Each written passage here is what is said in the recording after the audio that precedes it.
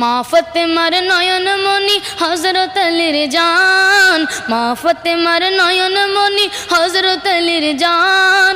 ইমাম হোসেন শহীদ হলো কারবালার ময়দান, ইমাম হোসেন শহীদ হলো কারবালার ময়দান। দয়াল নবীর জবানে কারবালার বয়ানে, দয়াল নবীর জবানে কারবালার বয়ানে আমাদের রাসূল শহীদ হবে হাদিসে প্রমাণ। ইমাম হোসেন শহীদ হলো কারবালার ময়দান, ইমাম হোসেন শহীদ হলো কারবালার ময়দান।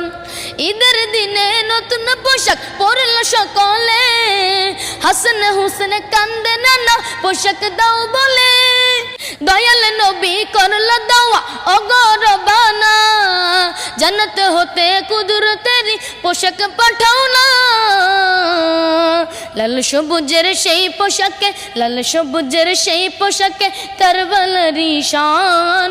ইমাম হোসেন শহীদ হলো কারবালার ময়দান, ইমাম হোসেন শহীদ হলো কারবালার ময়দান।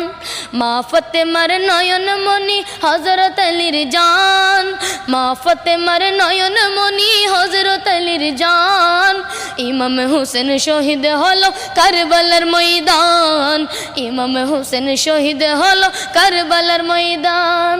লাল রঙের পোশাক হাতে মাটি নিল হাতে, এই মাটির কাহিনী হবে হুসাইনের সাথে। সীমার যখন করবে জগৎ। আচ্ছা আচ্ছা আচ্ছা, এখানে দাঁড়াও।